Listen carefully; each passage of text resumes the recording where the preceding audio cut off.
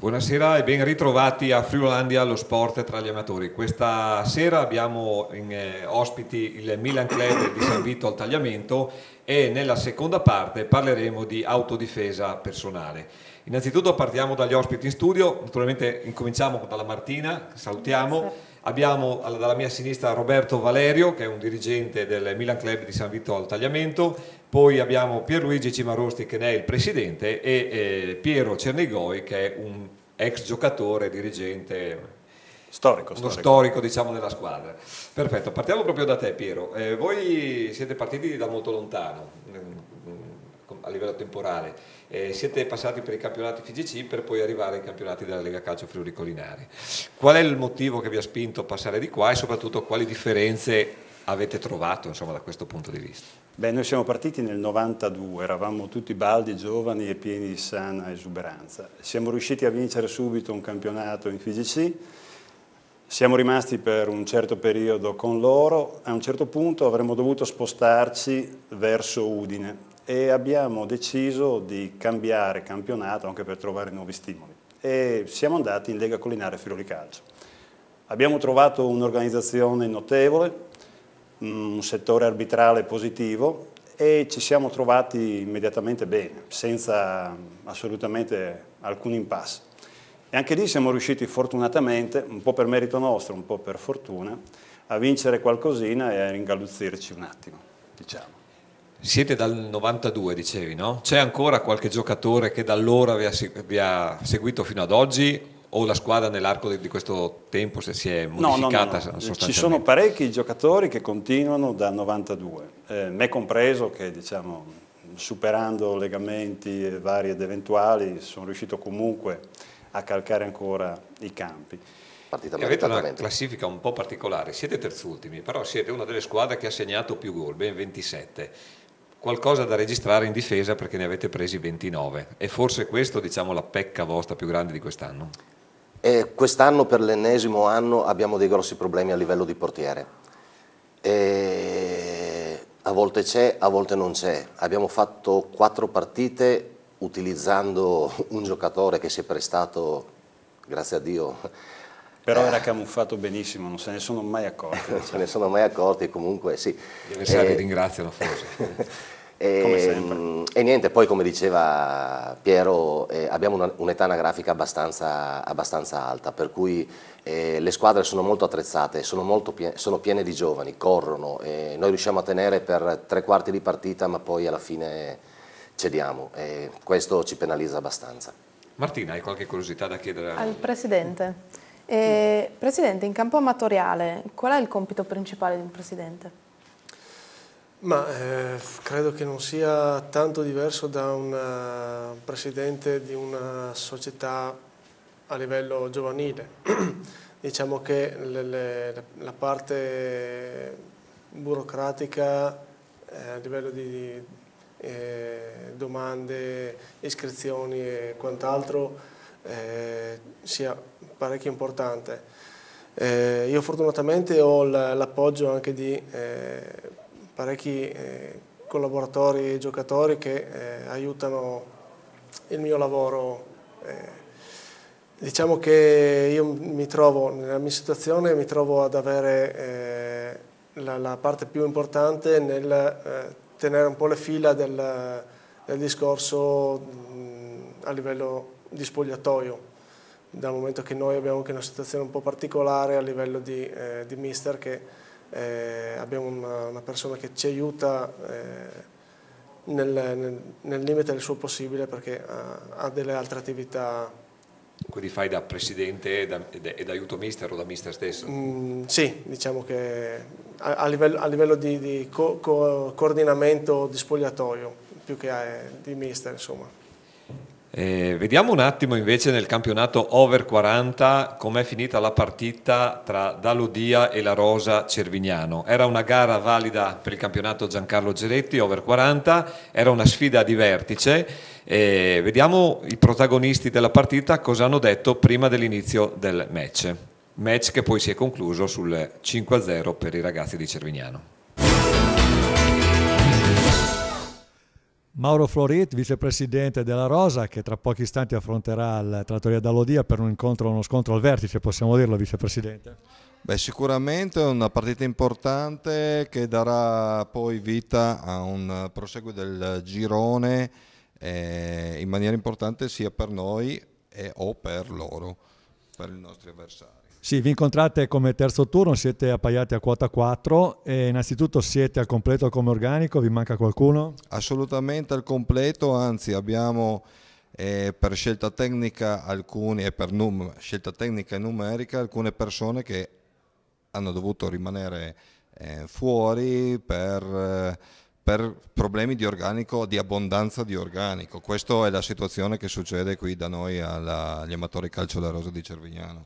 A proposito di amatori, mi leva una curiosità, vicepresidente, il fattore campo incide oppure no anche in questa categoria?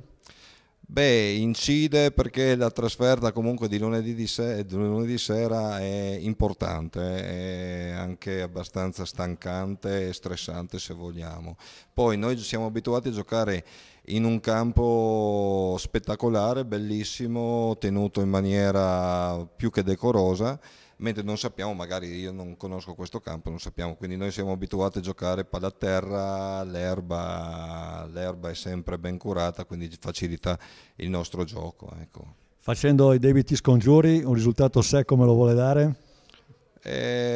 Io penso 0-3. 0-3, quindi vuol dire 2 punti per voi? Sì, sono vicepresidente, anzi oggi ho giocato il premio doppio per i nostri giocatori, quindi... In bocca al lupo, grazie. Grazie Crepi. Rieccoci in studio. Presidente, quali sono gli uomini più importanti della vostra rosa? Cioè quelli che vi danno una mano, quelli che sono anche tecnicamente magari più bravi e che in campo riescono a dare quel quid in più per trovare magari il guizzo vincente? Ma diciamo che a livello di giocatori denominativi noi troviamo nelle nostre 2 punte, così, tra virgolette, punti di diamante per noi, Massimo Tracanelli e Luca Minatel, nonché poi Daniele Bellinato, che a livello di qualità davanti fanno per noi la differenza. Poi, tra virgolette, a centrocampo, un po' dietro, insomma, abbiamo Luca Serafin e Claudio Mior che tengono molto bene il campo, sì, la squadra a centrocampo. E, a livello difensivo abbiamo Johnny Zanin e Alberto Rumiel che, insomma... Voi gente che ha giocato a buoni livelli e che comunque vi sta dando una mano, no? Anche sì. in un campionato abbastanza difficile, diciamo. Piero, adesso avete, diciamo, delle partite difficili perché leggendo, diciamo, la vostra rincorsa a salvezza giocate a Bibione e poi avete le ultime 2 della classe, Santa Marezia ed il 4, ma poi avete gli Highlanders e il Brescia, tutte squadre, diciamo, che lottano per essere promosse. Il vostro, diciamo, obiettivo è la salvezza, il vostro pronostico invece, pensate di farcela? Sicuramente sì, in queste partite dove effettivamente abbiamo avuto un po' di sfortuna e anche sinceramente una carenza notevole di atleti, dovremmo recuperare parecchie persone.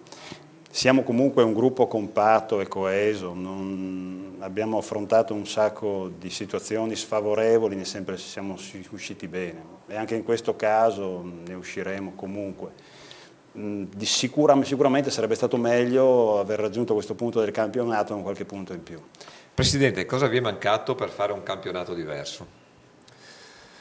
Ma cosa ci è mancato? È mancato soprattutto un po' di grinta e alcuni giocatori infortunati nella seconda parte, cioè, dalla ripresa del campionato adesso, insomma, perché abbiamo fatto comunque sia una buona parte, una buona andata anche a livello di punti, insomma, non ci eravamo trovati male.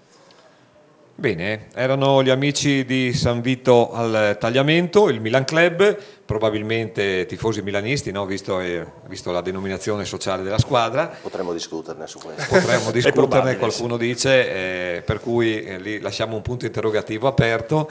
E naturalmente diamo appuntamento al secondo blocco e intanto lanciamo i nostri inserzionisti.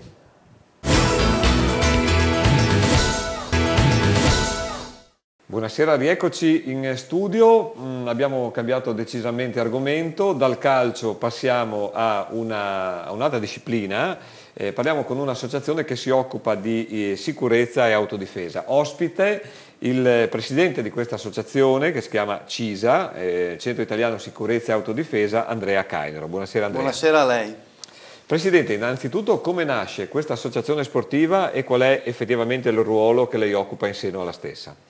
Dunque, l'associazione sportiva nasce nel 2007 dalla volontà di un gruppo di amici di fondare qualcosa di nuovo in regione che avesse a che fare con le tematiche della sicurezza, appunto dell'autodifesa, come recita il nome della nostra associazione, e da queste tematiche partire per poi fare sia degli eventi sia dei corsi di formazione da dedicare ai cittadini o a istituzioni pubbliche. Il mio ruolo è quello di essere il presidente dell'associazione, ma devo dire sono molto ben coadiuvato da miei collaboratori che sono i miei consiglieri, quindi è un gruppo forte che sta lavorando bene. Siete nati da poco, però state organizzando già manifestazioni a carattere internazionale. Una di queste è il terzo World Symposium CISA, che è quello raffigurato alle sue spalle. Che tipo di evento è e soprattutto quale richiamo ha questa manifestazione? Ecco, sì, grazie di questa domanda. Devo dire che noi organizziamo eventi legati alle arti marziali dal 2009, abbiamo iniziato appunto in quell'anno col trofeo Pinocchio, e poi dal 2010, 11 e 12 abbiamo fatto 3 edizioni, questa è la terza edizione di questo World Symposium. World Symposium sta per raduno internazionale, quindi ha un livello effettivamente di carattere internazionale, di arti marziali, nel senso che saranno presenti importantissimi, qualificatissimi maestri nelle varie discipline delle arti marziali, quindi questo è un evento, diciamo, interdisciplinare all'interno delle arti marziali. Sono presenti, come vediamo, diverse discipline, quindi il karate, il muay thai, il taekwondo e altre, proprio perché abbiamo voluto dare questo segnale di multidisciplinarietà. È un evento molto importante che richiama, oltre a grandi maestri, richiamerà in 3 giorni più di 1000 persone, 1000 partecipanti. La manifestazione si svolgerà a San Daniele del Friuli, nel Palazzetto dello Sport, da venerdì 30 marzo a domenica 1 aprile. Quindi chi è interessato e vuole andare a dare un'occhiata a un evento che magari qui in Friuli non sempre è rappresentato in questo modo, può andare in queste giornate. Dicevamo che ci sono, leggevo qui, 1300 atleti, 50 maestri nazionali e 20 maestri mondiali. Che ricaduta ha sul territorio questa manifestazione in generale di questo tipo? Beh, certamente è una ricaduta importante, difatti siamo stati ben accolti dal Comune di San Daniele del Friuli quest'anno, proprio perché si è reso conto anche il Comune, anche da numeri che abbiamo avuto nelle 2 edizioni precedenti, che di questi 1300 partecipanti, chiaramente non tutti avranno la possibilità di rimanere 3 giorni, però alcune centinaia di questi senz'altro avranno la possibilità di rimanere per più di una giornata in Friuli Venezia Giulia, in particolare a San Daniele, quindi utilizzare le strutture ricettive della cittadina, ma non solo della cittadina. Sarà anche un'occasione per questi partecipanti di girare un po', speriamo, la nostra bellissima provincia e quindi sicuramente una ricaduta in questi termini ce l'ha. Proprio perché moltissimi partecipanti arriveranno non solo dal Friuli ma anche dalle regioni limitrofe e anche dall'estero. Quali sono state le difficoltà organizzative per unire tante realtà così diverse? Beh, ecco, difatti la difficoltà più grossa è stata quella di riuscire a, diciamo, a tenere vicino, a coagulare un gruppo di maestri che abbia la capacità di portare tanti partecipanti. Quindi sicuramente si tratta di, tra virgolette, tessere una tela che deve essere ben tessuta, proprio perché la difficoltà è quella di tenere tutti vicino, spronarli a partecipare, anche se devo dire che questo invito a partecipare si è risolto in pochissimo tempo, anche perché abbiamo adesso adesioni che abbiamo dovuto limitare nel numero, perché oltre un certo numero di partecipanti certamente ingestibile la situazione proprio logistica. Esatto, logisticamente non si può anche andare oltre un certo numero, quindi difficoltà in questo senso. Però devo dire che sono state difficoltà limitate a una tempistica che ormai si è consolidata. Ecco. Noi solitamente durante queste trasmissioni parliamo anche di medicina sportiva e cerchiamo di dare un segnale, diciamo, importante a chi pratica lo sport. In quest'ottica abbiamo avuto una collaborazione con il Centro Baisalus di Latisana e abbiamo intervistato il dottor Rudi Fregolent. Molti si chiedono se effettivamente praticare dello sport a qualsiasi livello fa bene. Qual è il suo parere di medico? Praticare attività fisica con regolarità sicuramente aiuta a mantenere uno stato di buona salute e a prevenire patologie croniche. Potremmo considerare lo sport un farmaco dalle molteplici proprietà terapeutiche, ha effetti benefici molteplici sull'organismo umano, ha effetti benefici sull'apparato cardiovascolare, sull'apparato muscoloscheletrico, a livello psicologico, aiuta a migliorare il metabolismo e a prevenire l'insorgenza di alcuni tumori. Come tutti i farmaci ha però anche degli effetti collaterali e individuerei due categorie a maggior rischio di incorrere in tali effetti. Da una parte gli atleti professionisti, dall'altra lo sportivo amatoriale. L'atleta professionista perché è sottoposto a calendari di gara sempre più fitti di appuntamenti con tempi di recupero sempre più ridotti e questo espone l'atleta professionista al rischio di patologie da sovraccarico. Dall'altra parte, tra gli sportivi amatoriali ci potrebbe essere chi spinto dal desiderio di improvvisarsi campione per un giorno va ad affrontare esercizi, carichi di lavoro troppo impegnativi per le sue capacità, per la sua preparazione e questo potrebbe portare all'insorgenza di patologie e di eventi cardiovascolari improvvisi, anche fatali. Quindi fare attività sportiva fa bene, va fatta però con regolarità, adeguando gli sforzi alle proprie capacità, preparandosi adeguatamente e soprattutto sottoponendosi preventivamente a una visita medico-sportiva che possa individuare eventuali patologie che controindichino la pratica dello sport prescelto.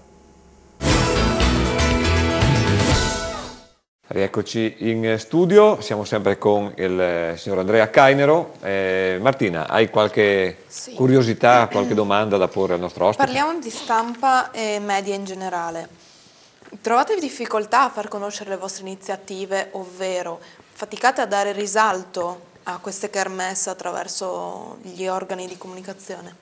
Beh, devo dire che un po' di difficoltà sì, perché trattandosi di sport, di discipline che non sono quelle chiaramente più famose o più comuni, esatto, un po' di difficoltà ce l'abbiamo avuta, anche se devo dire che nel corso degli anni appunto abbiamo ottenuto importanti passi avanti e abbiamo avuto importanti riscontri di attenzione proprio per l'importanza degli eventi che andiamo ad organizzare, perché sono eventi abbastanza unici nel territorio regionale appunto, quindi un pochino di difficoltà è evidente e fisiologica, però devo dire che non possiamo lamentarci, è uno sprone comunque per noi per cercare di farci conoscere ancora di più dai media locali.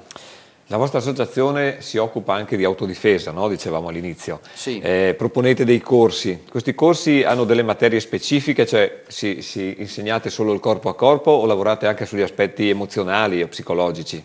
Ma devo dire che in questi corsi di autodifesa, dove appunto la nostra associazione pratica corsi legati a una specifica disciplina che si chiama Jiu-Jitsu militare, però il termine militare non deve essere frainteso, nel senso che sono tecniche di autodifesa che vengono insegnate proprio per cercare di non arrivare mai al contatto fisico, e infatti si lavora moltissimo, non è preponderante, però direi che al 50% è presente l'aspetto psicologico, quindi è importantissimo insegnare ai partecipanti di questi corsi che non dobbiamo arrivare mai allo scontro fisico, bisogna sempre lavorare per prevenire lo scontro fisico e per appunto non arrivare al contatto fisico, che può essere anche con tutte le tecniche possibili, l'ultimo atto, l'ultima opzione che noi dobbiamo sempre cercare di evitare, quindi questo è un aspetto molto molto importante. Da un punto di vista invece degli introiti economici, le associazioni purtroppo si sa benissimo vivono tutte sul volontariato e sugli amici, diciamo così. La vostra invece come è organizzata in questo senso? La nostra associazione vive sostanzialmente di autofinanziamenti da parte dei componenti dell'associazione e di aiuti che certamente abbiamo avuto dagli enti pubblici. Voglio ringraziare in modo particolare anche per questo evento la Regione Friuli Venezia Giulia, in particolare l'assessorato allo sport, che non solo quest'anno ma dal 2009 ci sta aiutando moltissimo, e quindi senza questo aiuto particolare sarebbe per noi molto molto difficile organizzare questi eventi. E vedo naturalmente che avete anche il loghetto dell'Oxen, perché voi siete affiliati Xen, no? Sì. Ecco, cos'è che vi ha spinto ad affiliarvi a un ente di promozione sportiva come l'Oxen? Beh, diciamo che l'affiliazione a un ente di promozione è fondamentale per ottenere il riconoscimento anche del CONI, e quindi noi siamo un'associazione sportiva dilettantistica che è iscritta al registro dei CONI, e questo è oggi come oggi importantissimo e fondamentale. E lo abbiamo fatto attraverso l'Oxen, che nel corso degli anni ci ha garantito degli aiuti e degli appoggi nell'organizzare anche questo tipo di manifestazioni. La regia ci fa segni particolari, dobbiamo stringere. Un'ultima Certo. cosa, obiettivi futuri dopo questo terzo World Symposium? Beh, sono quelli di organizzare ulteriori ed importanti eventi, allargando, chiamiamo, il tiro, aumentando anche il numero di partecipanti, aumentando il numero di partecipanti che rimangono sul territorio, anche attraverso nuove collaborazioni che stiamo cercando di improntare per il futuro con organizzazioni non friulane. Bene, era Andrea Cainero. Se volete visitare il loro sito è www.c-sa.it,